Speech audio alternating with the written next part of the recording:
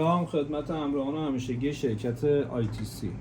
دوستان میخوام آموزش تعویض قلتک فید یا فیدر دستگاه لول پرینتر بیکسولون مدل T400 یا 403 رو بهتون آموزش بدم.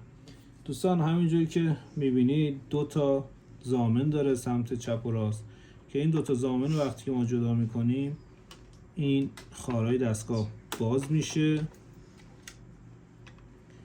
این قلتک با بوشاش کاملا جدا میشه. دوستان همونجوری که در تصویر میبینید این قلتک بسیار بسیار توسط مشتری و هی با تیغ بریدن و آسیب دیده شده. خب یه قلتک اورجینال از واردات مستقیم شرکت ITC از پک باز میکنیم. دوستان شرکت ITC وارد کننده کلیه قطعات اورجینال محصولات بیکسولون، زبرا، سیتیزن، گودکس و دستگاه لول پرینتر و فیش پرینترهای چینی هست. میتونید از طریق سایت itcrepair.com یا اینستاگرام ما این محصولات را خریداری کنید. دوستان قلتک رو دوباره تو محل خودش جاگذاری میکنیم و خارهای دستگاه رو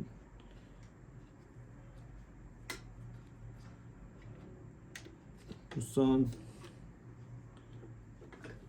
جا میدم. دوستان این خارها فقط دقت کنید چپ و راست داره، یعنی اون زائده ای که اینجا هست یکی سمت چپه یکی سمت راسته.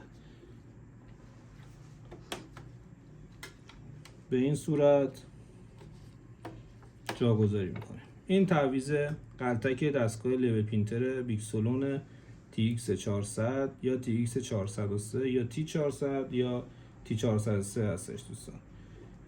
دوستان برای تهیه این قطعات حتما با شرکت در تماس باشید. شماره های شرکت 88 14 13 15 88 14 17 33 34 55 17 67 شماره های شرکت هست. دوستان برای دریافت قطعات اورجینال محصولات بیکسولون در خدمتتون هستیم.